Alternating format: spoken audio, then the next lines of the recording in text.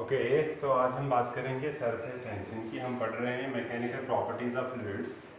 तो आज हम बात करेंगे सरफेस टेंशन क्या चीज़ होती है। ओके तो सरफेस टेंशन जो है नाम से ही पता चल जाता है, ये सरफेस की बात हो रही है। कौन से वाले सरफेस की? अगर हम बात करेंगे लिक्विड है, किसी भी कंटेनर के अंदर हमने रखा हुआ है लिक्विड, तो क्या होता है ये जो इसका टॉप मोस्ट सरफेस है और inner most surface, water molecule जो है या लिक्विड मॉलिक्यूल जो है, कुछ तो वेल इनसाइड द लिक्विड लाई कर रहे हैं, कुछ जो है वो कर रहे हैं at the top, that is the surface layer जो बन रही है मॉलिक्यूल्स की, कुछ वहाँ पे लाई कर रहे हैं। अब इन दोनों मॉलिक्यूल्स में डिफरेंस किस चीज़ का है?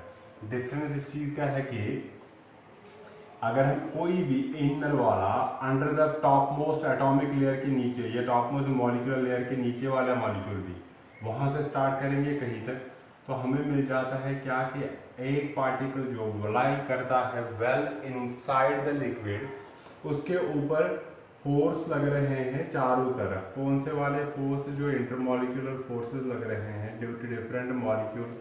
तो इसको हर डायमेंशन में वाटर मॉलिक्यूल्स प्रेजेंट है तो वो हर डायरेक्शन में इसके ऊपर इंटरमॉलिक्यूलर फोर्स लगाते हैं। ओके चाहे वो किसी भी टाइप का क्यों ना हो। ओके तो मतलब इसके ऊपर वाटर मॉलिक्यूल्स की वजह से फोर्स, मान लो 1 न्यूटन का लग रहा है तो 1 न्यूटन का फोर्स हर डायरेक्शन में लग रहा है, क्योंकि वो इसका जो नेचर है वो क्या है, सिमिलर है हर जगह पे। ओके कंपोजिशन यूनिफॉर्म है इसकी, ठीक है कि नहीं?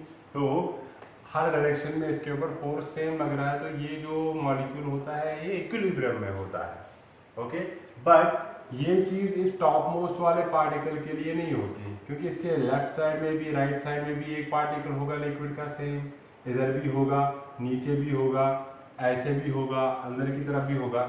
हर डायरेक्शन में तो है ये लिक्विड पार्टिकल जो इसके ऊपर इंटरमॉलिक्यूलर फोर्स लगाएंगे, बट टॉप मोस्ट सरफेस के ऊपर इसके ऊपर कोई भी लिक्विड पार्टिकल है ही नहीं जो इसके ऊपर फोर्स लगाएगा। मान लो एयर है तो एयर लगाएगा इसके ऊपर फोर्स, ठीक है कि नहीं? But that force will be lesser than the force applied due to the different liquid particles. तो इसके ऊपर जो है ये जो टॉप मोस्ट सरफेस है, जो टॉप मोस्ट मॉलिक्यूल्स है, उनके ऊपर एक अनबैलेंस्ड फोर्स रहता है हमेशा। वो अनबैलेंस फोर्स क्या करता है, वो उन मॉलिक्यूल्स को नीचे दबाना चाहता है। अब नीचे तो ये इनकम्प्रेसिबल फ्लूइड है, नीचे जो ये मॉलिक्यूल्स है ऑलरेडी जगह पकड़ चुके हैं। इस चक्कर में ये जो टॉप मोस्ट लेयर होती है, इनके मॉलिक्यूल्स के ऊपर एक कॉन्टिन्यूअस स्ट्रेस होता है, जिसकी वजह से इनके अंदर टेंशन जनरेट होती है, इनके सरफेस के ऊपर टेंशन जनरेट होती है। Okay that is called as surface tension. Okay तो ये सरफेस टेंशन आती है ऑन द किसके ऊपर? On the surface molecules, on the surface molecule जो एक्सपोज्ड होते हैं या एक्सपोज्ड मॉलिक्यूल्स के ऊपर। ओके जो एक्सपोज्ड होते हैं outer most layer of the liquid, उसके ऊपर लगता है ये सरफेस टेंशन। किसकी वजह से लगता है ये सरफेस टेंशन? ये लगता है due to unbalanced force acting, due to unbalanced force acting on the top layer, acting on the surface molecules। ये जो surface molecules है इनके ऊपर unbalanced force लग रहा है, उसकी वजह से ये surface tension राइज हो जाता है। ओके अच्छा तो इसकी वजह से ये टॉप मोस्ट सरफेस जो होती है या आउटर मोस्ट सरफेस जो होती है, ये कॉन्टिन्यूसली क्या होती है? Under strain surface, under strain रहती है, अंडर टेंशन रहती है, अंडर स्ट्रेस रहती है, तो उस चीज को हम क्या बोलते हैं? Surface tension. That phenomena in which what happens the outer most या द सरफेस या द इंटरफेस या the outer most surface of the liquid part is continuously under tension, continuously under stress due to unbalanced force acting on it is called as surface tension। उसको हम क्या बोलते हैं? उस property of the liquid को हम बोलते हैं सरफेस टेंशन। ऑलराइट अच्छा ये सरफेस टेंशन अगर हम देखेंगे, ये सरफेस टेंशन ये इस चक्कर में सरफेस टेंशन की वजह से ये जो टॉप मोस्ट सरफेस होता है ये बिहेव करता है वैसे ही जैसे एक behaves same as that of a stretched membrane, stretched membrane की तरह बिहेव करता है। What is stretched membrane? अगर आप लोगे लेट्स से कोई फिलहाल हम ऐसे बात करेंगे, वो बालून वाला जो प्लास्टिक रबर होता है, ऐसा ही एक शीट लोगे और उसको खींचोगे चारों तरफ, तो वो टेंशन में रहता है, वो स्ट्रेस्ड रहता है, होता है, ठीक है कि नहीं। इसी तरह ये जो टॉप मोस्ट सरफेस, ऐसे ही मान लो ये हमने इस पानी के ऊपर एक जैसे कवर चढ़ाया है पानी का ही, और उसको हमने खींच के रखा हुआ, तो वैसे इसके ऊपर टेंशन होती है। तो अगर हम क्या करेंगे, एक रबर वाला एक शीट लेंगे, उसको खींच के रखेंगे चारों कॉर्नर्स पे, फिर क्या करूँगा मैं, फिर मैं इसके ऊपर एक चाकू से कट मारूंगा, तो क्या हो जाएगा, ये फट के ये दोनों अलग हो जाएंगे, ये बिल्कुल ब्रेक हो जाएगा बीच में, और ये पार्ट्स जो है ये अलग हो जाएगा। एग्जैक्टली सेम बिहेवियर होता है इसका। अगर आप वाटर सरफेस दोगे टॉप मोस्ट सरफेस, तो क्या होता है, अगर आप ऐसा ही मान लो जैसे अगर आप इसमें कोई छुरा चला दिया, तो ये जो ऊपर की स्ट्रेच्ड मेम्ब्रेन होता है, तो इसका वो स्ट्रेस जो है वो रिलीज करता रहता है, तो ये एज इफ वैसे ही बिहेव करता है जैसे ही। अगर इसको कट मारेंगे ये अलग हो जाता है, अगर इसको कट मारेंगे ये भी जैसे सेपरेट जैसा हो जाता है, नॉट फॉर परमानेंट, वो जो है वहाँ पे आप मॉलिक्यूल्स हो रहे तो वो कंटिन्यूअसली रिगेन कर लेता है अपनी पोजीशन। ऑलराइट, तो ये जो सरफेस टेंशन है, अगर हम मैथमेटिकली देखेंगे ये किसके बराबर होता है, मैथमेटिकली अगर हम देखेंगे ये सरफेस टेंशन होता क्या है बेसिकली, अगर हम लेंगे ये टॉप मोस्ट सरफेस, इस लिक्विड का अगर हम टॉप मोस्ट सरफेस लेंगे, मान लो इसका टॉप मोस्ट सेक्शन हम ऐसे देखेंगे, सिलिंड्रिकल ग्लास जैसा है, ओके, इसके ऊपर हमने बीच में एक लाइन जैसे ड्रॉ करी है, कट जैसे मारा, ऐसे मान लो जैसे मेम्ब्रेन के ऊपर मारा, तो अब ये जैसे वो प्लास्टिक वाले में आपने देख लिया कि अगर मैं इसके ऊपर कट मारूंगा तो ये अंदर की तरफ खींच लेते हैं अपने हिस्से को, तो अलग हो जाते हैं। इसी तरह यहाँ पे भी होता है कि ये जो है ये फोर्स लगता है टेंजेंशियली टू द सरफेस, क्या लगता है, टेंजेंशियली टू द सरफेस, और कितनी लेंथ के ऊपर लगता है, let's say F is the force applied पर यूनिट लेंथ, कितनी लेंथ के ऊपर लग रहा है, L लेंथ मान लो इसकी।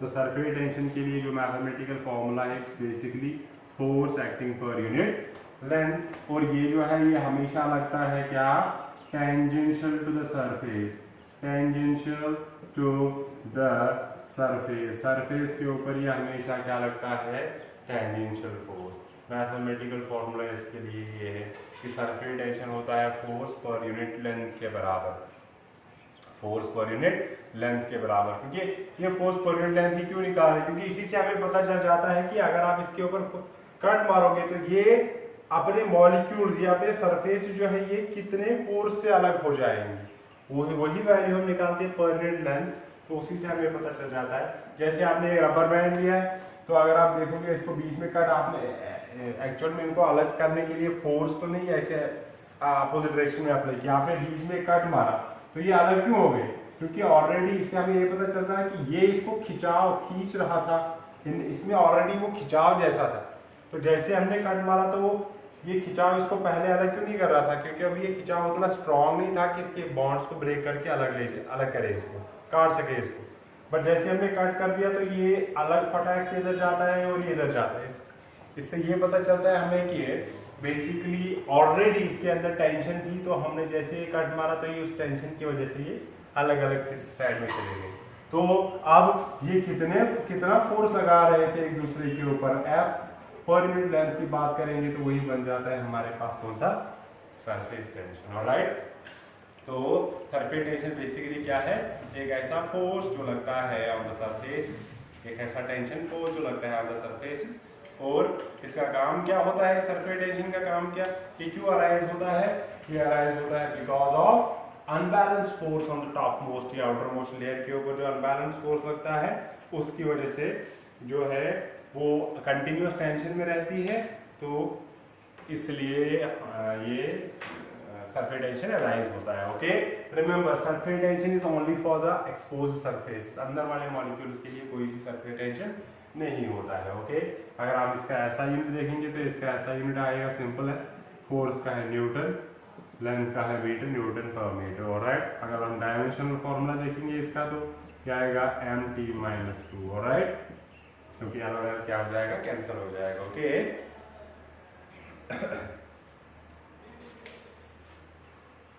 अच्छा, इस सरफेस टेंशन की वजह से एक प्रॉपर्टी आती है लिक्विड्स में कि वो क्या करते हैं, लिक्विड्स जो है वो टेंड करते हैं, liquids tend to occupy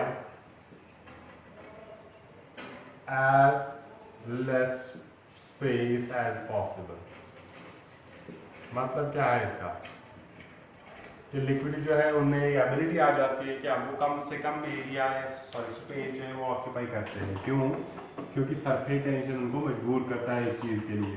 okay, तो ये क्या करता है, ये सरफेस टेंशन ये उनकी सरफेस को क्या बनाता है, राउंड शेप देता है। और out of all the possible geometry round figures usually अगर स्फीयर लेंगे, सिलेंडर लेंगे, सेम इसका क्या कहते हैं इसको, मास का, तो सबसे कम एरिया जो वो लेता है, कौन सा, स्फीयर लेता है सबसे कम एरिया। और राउंड शेप्ड फिगर्स, तो ये भी यही करता है। मान लो मैंने पानी ऐसे फैला के रखा है, तो ये क्या करेगा, ये पानी, इसका काम क्या होता है, इसको स्ट्रेस में रखे, स्ट्रेस लगता है ये आउटर मोस्ट सरफेस को, तो ये क्या करता है, इसके ऊपर स्ट्रेन पड़ जाती है इस वाले आउटर मोस्ट लेयर की तरफ। तो वो क्या करेगा, ये जो आउटर मोस्ट लेयर है उसके ऊपर स्ट्रेन पड़ जाता है, जो ये अनबैलेंस फोर्स के चक्कर में ये अंदर की तरफ आना चाहता है। ओके, अब अगर हम यहाँ पे देखेंगे, यहाँ वाटर मॉलिक्यूल है, अब हटाओ, जैसे गिलास नहीं है, यहाँ पे ऐसे वाटर मॉलिक्यूल्स है, ये उनको भी क्या करता है, अंदर की तरफ लाना चाहता है। ठीक है कि नहीं? इस तरीके से क्या होता है कि ये कोई और शेप नहीं पकड़ता है, ये वैसी शेप पकड़ता है जिसमें ये फोर्स जो है यूनिफॉर्म लगेंगे और कम से कम जो है स्पेस ऑक्यूपाई कर सके, ताकि क्या हो जाए, जितनी इसकी सरफेस कम होगी उतना ही इसके ऊपर क्या होगा, स्ट्रेस भी हो क्या होगा, कम होगा। क्योंकि ऐसा होगा, मान लो आपके पास एक लीटर वाटर है, ओके, आपने उसको फैला के रखा है एक इतने बड़े बकेट में, छोटा सा हाइट वाला बकेट रखा आपने, ओके, तो अब क्या होगा, इधर बहुत ज्यादा सरफेस जो है वो एक्सपोज्ड है एयर को, तो इसमें टेंशन जो है वो भी क्या होगी, ज्यादा होगी। ओके, अब अगर हम क्या करेंगे, यही पानी को हम क्या करेंगे, एक छोटे से गिलास में रखेंगे, तो यहाँ पे क्या होगा, यहाँ पे इसके सरफेस जो है वो कम है।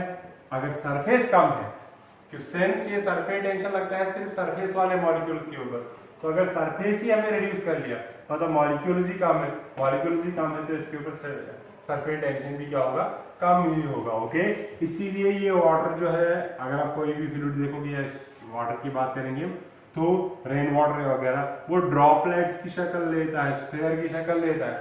ठीक है, वो क्यूबिकल भी ले सकता है, वो पिरामिडल भी ले सकता है, कुछ भी ले सकता है, मगर लेता है कौन सी वाली, ये वाली shape. Why? Because same volume के लिए सबसे कम एरिया जो है वो ऑक्यूपाई करता है कौन, एक स्फेरिकल जियोमेट्री। तो इस स्फेरिकल जियोमेट्री में इसका एक्सपोज सरफेस सबसे कम है, इसका इससे ज्यादा है, तो उससे क्या होगा, अगर ये वाली शेप ले लेता, यहाँ पे सरफेस एरिया ज्यादा था तो ज्यादा टेंशन हो जाती, यहाँ पे सरफेस एरिया कम है तो इसके मुकाबले में कम टेंशन है, इसीलिए ये वही वाली शेप अटेन करता है। तो कोई आपको पूछ सकता है कि लिक्विड ड्रॉपलेट्स या रेन ड्रॉप्स वगैरह ये स्फेरिकल क्यों होते हैं? It's only because surface tension allows them to reduce the surface area as much as possible. Okay, and out of all the geometries for the same quantity the least area is occupied by a spherical geometry. Okay, तो इसीलिए ये जो droplets होते हैं, ये liquid droplets होते हैं जो है वो स्फेरिकल होते हैं। ओके, अच्छा, सरफेस टेंशन के साथ हमारे पास आता है और एक टर्म आती है जिसको हम बोलते हैं सरफेस एनर्जी। सरफेस एनर्जी होता है क्या, सेकेंड वन इज जो है हमारे पास है सरफेस एनर्जी। सरफेस एनर्जी क्या चीज होती है? सरफेस एनर्जी सिंपली होती है कितना वर्क लगेगा कोई, अगर सरफेस टेंशन, देखो सरफेस टेंशन का काम है कि एरिया रिड्यूस करना। ओके, किसी भी लिक्विड सरफेस का एरिया मिनिमाइज करना ताकि सरफेस टेंशन कम हो। तो अगर हम अब उसका एरिया बढ़ाना चाहते हैं तो how much energy is required per unit increment of area of a given liquid surface, उस एनर्जी को हम बोलते हैं सरफेस एनर्जी। क्या बोलते हैं? Surface energy. मान लो आपने क्या कर लिया है, आपने लिया है वो एक खिलौना आता था वो जिससे क्या करते हैं वो सोप बबल्स बनाते हैं। ओके, तो मैंने वही लिया है, बट ये लिया है मैंने रेक्टेंगुलर शेप का, और ये वाली जो वायर है, ये वाली वायर ये स्लाइडिंग वायर है, ये आगे पीछे जा सकती है। ओके, ये इसका हैंडल है यहाँ पे। अब इसकी कुछ लेंथ है L, ओके, इसकी कुछ लेंथ, सॉरी, इसकी ये वाला साइड लिखेंगे हम B के बराबर है। ओके, ये वाला साइड जो है इसका L के बराबर लिखेंगे। ऑलराइट, अब क्या होगा, अब मैंने इसको डिप कर लिया है सोप सोल्यूशन में। ये जो ये वायर रखी है मैंने, ये इतनी हल्की है कि ये सरफेस टेंशन की वजह से जो फोर्स आता है उस फोर्स से भी मूव कर सकती है। बहुत ही लाइट वेट है ये, ओके, नेग्लिजिबली स्मॉल। तो अब मैंने इसको सोप सोल्यूशन में डिप कर दिया, तो अब वो सोप सरफेस आपको पता है इधर आती है, फिर हम उसको फूंक मारते हैं तो वो कोल्ड से बन जाता है, ओके। तो वो सोप सोल्यूशन यहाँ पे आ गई। अब ये यहाँ पे भी सरफेस है, सोप सरफेस, ओके। और इसके पीछे वाले साइड देखोगे ये ऐसा है, इधर से देखोगे तो इसमें एक फिल्म बन जाएगी इसकी सोप की। यहाँ से देखो या यहाँ से देखो, यहाँ से भी एक सरफेस है, यहाँ से भी एक सरफेस है, ओके। अब होगा क्या, अब ये सरफेस टेंशन क्या करेगा, ये एरिया कम करना चाहता है तो ये इसको खींचेगा अंदर की तरफ और रिड्यूस करेगा जब तक ये कोलैप्स हो जाएगा। बट हमारा काम क्या है कि व्हाट कितना इसके ऊपर फोर्स लगा रहा है, तो हम इसको थोड़ा स्लाइडली उतना ही फोर्स लगा के स्लाइडली इसको एक्सपेंड करेंगे इस लेवल पर। मान लो इसको मैंने डिस्प्लेस कर लिया है एक्स, ठीक है कि नहीं। मान लो कि मैं कर रहा हूं 10 जूल, मतलब ये कि ये जो सरफेस टेंशन है इसको भी 10 जूल एनर्जी करना पड़ेगा खर्च, ताकि इसको वापस ला सके कोलैप्स करने के लिए, ऑलराइट। तो x जो है मैंने इसके अंदर डिस्प्लेसमेंट दिया है, और अगर मैं इसको डिस्प्लेस बाहर की तरफ कर रहा हूं, मैं फोर्स लगा रहा हूं बाहर की तरफ, तो सरफेस टेंशन जो है वो अंदर की तरफ लग रहा है। मैं अपनी वर्क एनर्जी खर्च ये कैलकुलेट करूंगा और exact same amount, at least उतना ही अमाउंट इस सरफेस टेंशन को भी लगाना पड़ेगा ताकि इसको ये कोलैप्स कर सके, एरिया रिड्यूस कर सके। वही काम है सरफेस टेंशन का कि एरिया का वैल्यू जो है वो क्या करना है, रिड्यूस करना है, ओके। तो अगर हम देखेंगे वर्क डन जो है F, मान लो ये है फोर्स, कौन सा फोर्स है ये सरफेस टेंशन वाला फोर्स है या अप्लाइड फोर्स, दोनों का वैल्यू एटलीस्ट बराबर होना चाहिए, ओके। और तो देयरफॉर वर्क डन जो है वो किसके बराबर होगा, work done to move the sliding wire through a displacement कितना किया हमने इसको x, alright, is equal to W जो है वो किसके बराबर है, force into displacement, okay. But हमें पता है क्या, लेट्स से ये भी हम अज्यूम करेंगे S जो है ये है हमारे पास surface tension, okay. But surface tension जो है ये होता है किसके बराबर, फोर्स अपॉन लेंथ के बराबर, जिस लेंथ के ऊपर लग रहा है जो मूवेबल है यहाँ पे, तो विच इंप्लाइज फोर्स आएगा L इंटू S के बराबर। ये आएगा ऑन वन साइड, ये ऐसे फ्रेम है, ये वाली सरफेस जो है ये इस वायर के ऊपर लगाएगा, इस साइड फोर्स इतना S इंटू L। मगर मैंने बोला कि इसकी ये वाली सरफेस भी एक्सपोज्ड है, अगर यहाँ से देखोगे ये वाली सरफेस भी एक्सपोज्ड है, तो वहां से भी फोर्स लगेगा S इंटू L, तो टोटल फोर्स जो है वो कितना आ जाएगा, 2 टाइम्स S इंटू L के बराबर, क्योंकि दो सरफेसेस है यहाँ पे, ओके। तो इतना आ गया हमारे पास फोर्स। तो देयरफॉर अगर हम देखेंगे वर्क डन जो है वो किसके बराबर आएगा, that is 2 into S into L into x के बराबर, यही आ गया 2s into L into x के बराबर, ओके। और अगर हम इसको क्या करेंगे, W जो है ये s रखेंगे साइड में, इसको लिखेंगे 2lx के बराबर, ऑलराइट। तो ये 2lx बेसिकली क्या है, बट दिस 2lx जो है ये देखो लेंथ इंटू विड्थ बनेगा इसका एरिया, 2 टाइम्स मतलब आगे वाले सरफेस का एरिया, पीछे वाले सरफेस का एरिया, ये इसको लिखेंगे हम डेल्टा ए के बराबर, that is change in area on both sides of course, both sides of the surface की, ओके। तो हमारे पास ये W जो है ये बन गया किसके बराबर, S into delta A, which implies surface tension जो है, तो यही जो वर्क किया हमने, this work is stored in the surface in the liquid film as its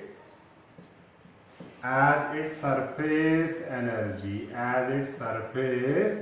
energy U से डिनोट करते हैं इसको। तो देयरफॉर हमारे पास U का वैल्यू जो है वो किसके बराबर आ गया, S इंटू चेंज इन, और यू कैन राइट क्या सरफेस टेंशन इसके बराबर भी होता है, किसके बराबर, that is surface energy per unit area के बराबर भी होता है। ऑलराइट, तो ये है हमारे पास कौन सी सरफेस एनर्जी। और अगर आप इस सरफेस एनर्जी के लिए यूनिट देखोगे वो तो वही आएगा जूल, और सरफेस टेंशन के लिए जो यहाँ पे दूसरा यूनिट आएगा that is joule per metre square. Okay, because U is energy and delta is that is the area, so it will be joule per metre square. Alright, dimensions भी आप find कर सकते हो, it is m(t-2). Again same dimensions आएंगे और unit का मतलब भी बेसिकली वही है। Okay, that is surface energy और सरफेस टेंशन के बीच में रिलेशन। एक बार जे के बोर्ड में ये एग्जाम में आया था एक क्वेश्चन 3 मार्क्स का, कि define surface tension and surface energy and what is the relation, ऐसा ही कुछ आया था, बट ये रिलेशन वाला क्वेश्चन आया था उसमें। ओके, तो सरफेस टेंशन की वजह से बहुत सारी चीजें होती है। ओके,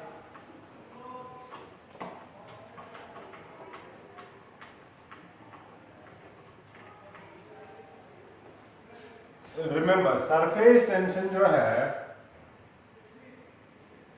सरफेस टेंशन डिपेंड करता है बहुत सारी चीजों के ऊपर। Like is surface tension is inversely proportional to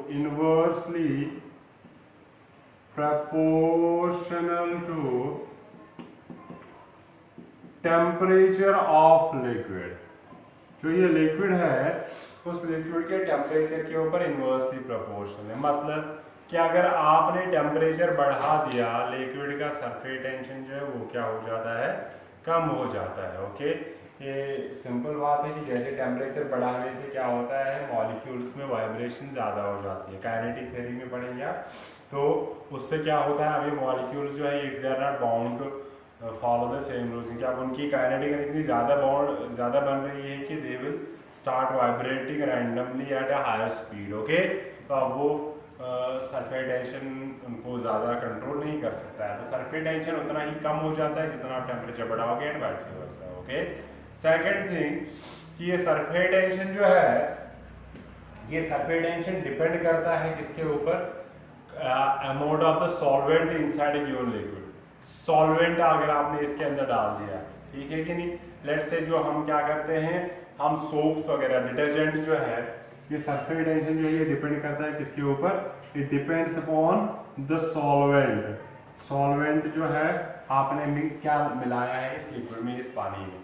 अगर जैसे आप सोप्स वगैरह डिटर्जेंट जो है ऐड करते हो वाटर में, what happens to the surface tension, surface tension जो है वैल्यू वो क्या हो जाता है, रिड्यूस हो जाता है। ऑलराइट, उससे क्या होगा, तो उससे वो ज़्यादा जो आपने उसके अंदर सॉल्वेंट डाल दिया, तो वो अब पानी जो है अगर इसका सरफेस टेंशन कम हो गया तो it will occupy more area. Okay, अगर ये ज़्यादा एरिया कवर करेगा तो ज़्यादा एरिया से क्या होगा, जो आपके पास dirty clothes and all that होगा उनके ऊपर ये ज़्यादा एरिया में फैलाएगा। जो इसके अंदर सॉल्वेंट डिजॉल्व है तो वो क्या करेंगे, वो उस डर्ट को क्या करेंगे, निकालेंगे। उनकी एक्शन आपको पता है कैसे करते हैं वो डर्ट वाली एक्शन।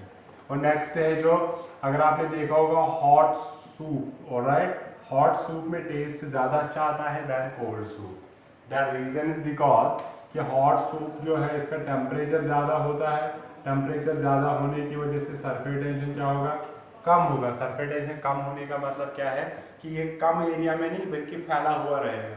तो जैसे ही आप सूप पीते हो तो आपकी जो टंग है, ऑलराइट, तो उसमें क्या होता है, उसके ज़्यादा एरिया के ऊपर फैल जाती है। अब उसके अंदर टेस्ट बड्स वगैरह होते हैं डिफरेंट प्लेसेस पे, तो क्या करेगा, अगर ये कम एरिया ऑक्यूपाई करेगा, सरफेस टेंशन ज़्यादा होगा इसका, तो ये पूरा फैलता ही नहीं है, ठीक है कि नहीं।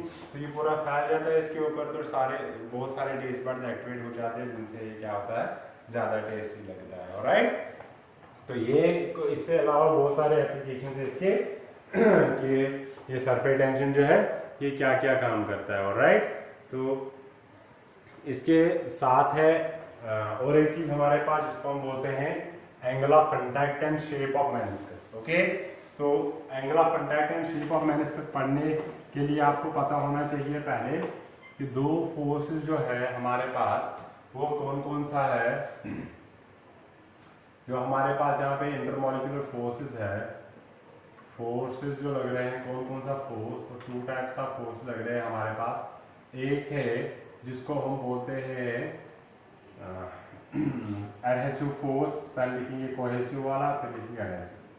कोहेसिव फोर्स और दूसरा है हमारे पास कौन सा, adhesive force. Alright, cohesive force और एडहेसिव फोर्स में क्या फर्क है, ये इंटरमॉलिक्यूलर फोर्सेस है दोनों। अब कोहेसिव फोर्स में क्या होता है, ये है intermolecular force, intermolecular force that exists within the same kind of molecules या पार्टिकल, जो सेम नेचर ऑफ मॉलिक्यूल्स के बिटवीन लगेगा इंटरमॉलिक्यूलर फोर्स को हम बोलते हैं कोहेसिव फोर्स। मतलब अगर हम पानी लेंगे, पानी के अंदर एक पानी मॉलिक्यूल दूसरे पानी मॉलिक्यूल के ऊपर कितना इंटरमॉलिक्यूलर फोर्स लगा रहा है, that is cohesive force. Alright, adhesive क्या होता है, ये भी एक इंटरमॉलिक्यूलर फोर्स ही होता है। Okay, to be precise intramolecular, हम थोड़ा मॉलिक्यूल जनरल बात कर रहे हैं, तो ये भी एक इंटरमॉलिक्यूलर फोर्स होता है दैट एग्जिस्ट्स किसमें, between the molecules of different particles, molecules of different substances, different substances of course in contact जो आएंगे। अब क्या होगा, अभी ये गिलास वाली एग्जांपल दी मैंने, अब क्या होता है, अगर आप ये पानी देखोगे इस गिलास में, ये गिलास के साथ चिपका होता है अंदर। ओके, तो ये चिपकता है किस फोर्स से, उसको हम बोलते हैं एडहेसिव फोर्स। मतलब डिफरेंट मॉलिक्यूल्स के बीच में जो इंटरेक्शन होगा उसको एडहेसिव बोलते हैं, सेम मॉलिक्यूल्स के बीच में जो लगेगा उसको कोहेसिव फोर्स बोलते हैं। मान लो इसको हमने फोर्स एडहेसिव लिखा ए से, इसको लिखेंगे force cohesive F C. Okay, ठीक है कि नहीं, ये इंटरमॉलिक्यूलर फोर्सेस है और यही जो कोहेसिव फोर्स है, ये एडहेसिव फोर्स है। इन्हीं की वजह से क्या होता है, अगर आपने देखा होगा कि पानी के अंदर टेस्ट ट्यूब्स के अंदर कभी दिखाते हैं, ये पानी जो होता है या लिक्विड जो होता है वो यहाँ ऐसे दिखाया होगा या आपको ऐसे दिखाया होगा। ओके, ये जो शेप्स ऊपर होते हैं ये कर्व्ड होते हैं, अपवर्ड कर्व, डाउनवर्ड कर्व, या स्ट्रेट होता है, इनको हम मेनिस्कस बोलते हैं। ओके, ये ऐसे क्यों होते हैं, कौन सी चीज रिस्पॉन्सिबल है इनकी ऐसी शेप के लिए, ये हम नेक्स्ट लेक्चर में देखेंगे। ऑलराइट, तो उसमें बेसिक रोल जो है वो प्ले करते हैं कौन सी फोर्सेस, कोहेसिव फोर्स है adhesive force. That's all for today.